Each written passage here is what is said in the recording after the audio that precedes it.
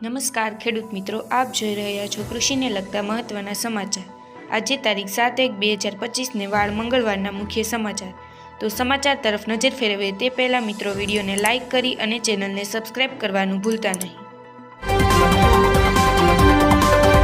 નવા વર્ષ પર મોદી સરકારની ખેડૂતોને ભેટ, હવે ખાતર પર મળશે વધુ સબસિડી। વર્ષ 2025માં સરકારે ખેડૂતો માટે કુલ 69,515 કરોડ રૂપિયા ફાળવ્યા। સરકારના આ નિર્ણયને કારણે ખેડૂતો પર મોંઘવારીનો બોજ નહીં પડે।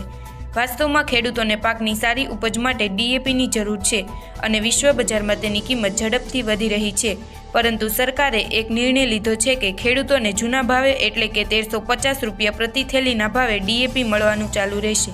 આ માટે રૂપિયા 3,850 કરોડના પેકેજની મંજૂરી મળી છે। એલપીજી ગ્રાહકો માટે રાહતના સમાચાર આવ્યા છે। આજથી એલપીજી સિલિન્ડરની કિંમતમાં 14.5 રૂપિયાનો ઘટાડો થયો છે। સિલિન્ડરના દરમાં આ ઘટાડો સમગ્ર દેશમાં થયો છે। એલપીજી ગેસ સિલિન્ડરના દરમાં આ રાહત માત્ર 19 કિલોના કોમર્શિયલ એલપીજી સિલિન્ડરમાં ઉપલબ્ધ છે। ઘરેલું ગેસ સિલિન્ડર એટલે કે 14 કિલોના એલપીજી સિલિન્ડરની કિંમતમાં કોઈ ફેરફાર કરવામાં આવ્યો નથી। ઈ-કેવાયસી કરેલ ન હોવા છતાં કાર્ડ ધારકોને અનાજ મળશે।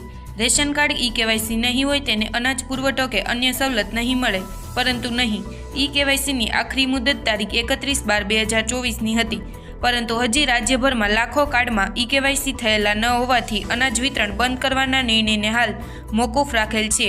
નવા વર્ષ 2025માં પણ જે કાર્ડમાં ઈ-કેવાયસી નહીં હોય તે કાર્ડ ધારકોને પણ અનાજ મળી શકશે તેવું જાહેર થતાં લાખો કાર્ડ ધારકોમાં રાહતના સમાચાર મળ્યા છે। કાળા તલની બજારમાં ફરી મણે રૂપિયા 50 થી 60નો સુધારો જોવા મળ્યો છે। સફેદ તલની બજારમાં ભાવ સ્ટેબલ હતા, પરંતુ કાળા તલની બજારમાં ભાવ મજબૂત રહ્યા છે અને મણે રૂપિયા 50 થી 60નો વધારો જોવા મળ્યા છે, જ્યારે રાજકોટ માર્કેટિંગ યાર્ડમાં ભાવ રૂપિયા 3,550 થી લઈને રૂપિયા 4,975 છે।